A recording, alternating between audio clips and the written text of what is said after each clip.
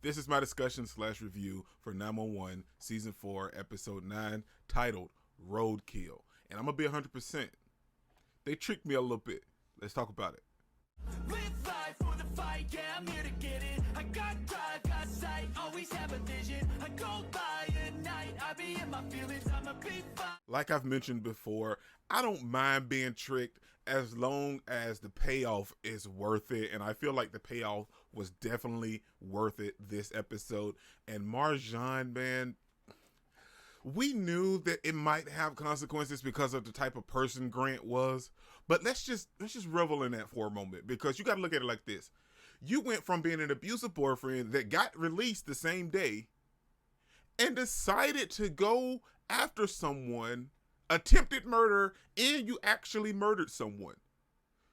So when they mentioned that Grant got what he deserved, let's be 100%. Grant got what he deserved. But this episode, when they tricked me, and I don't mind being tricked, it's the whole MARJAN and Mouse little part of this episode.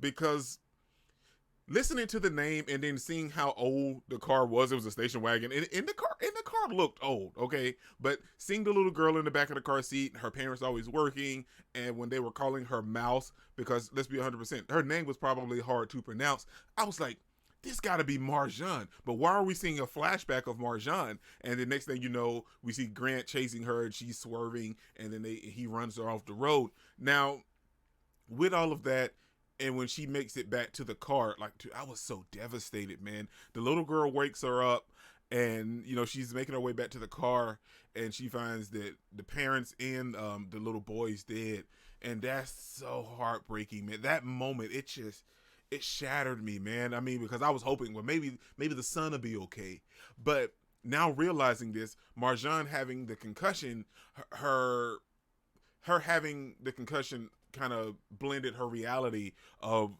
the wreck that she had when she was a kid and she was the only survivor, and the wreck that she's having now, which is forging her and egging her on to survive. And I love how the squad came together, man. MARJAN's out here doing her own thing, holding her own against this psycho killer that's mad because, his girlfriend decided to leave this abusive relationship. But how the whole 126 came together, that's family, man. It was so great. Everybody was like, nah, man, it's been 2 hours. Like, she should be here by now, because we saw it was like 86 miles left to Austin. So yeah, she should have been there by now, man. She was riding a nice pace, but everybody came together. Everybody was calling out, well, let me check this. And then they got a hold of Kylie. Kylie gave them the information. They had LoJack. Grace was in on it. Everybody was putting in work because we were all worried about MARJAN, man.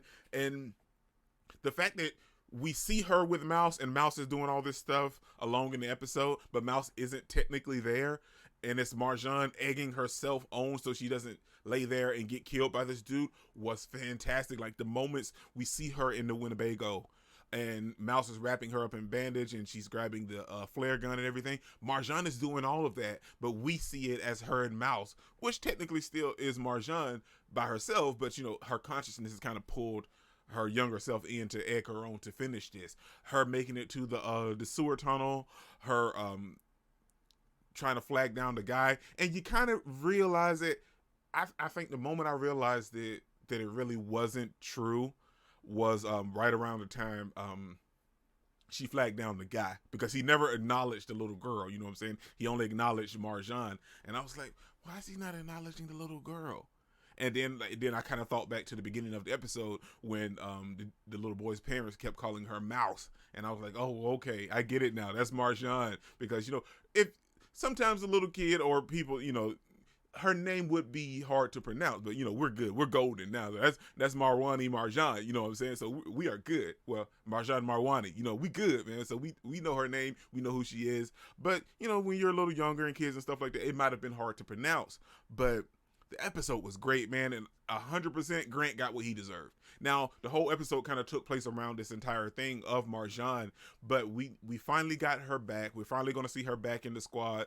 It might take her a minute because she needs to recover from the bullet wound, the concussion, the head trauma. She got a lot of stuff going on, but the fact that we ain't got to deal with Grant no more. It is over for Grant, and the way that they done him in, like, ooh, for it. Like the flare hit him, he started catching on fire. The next thing you know, blood just started spewing out his neck like a water faucet. You know what I'm saying?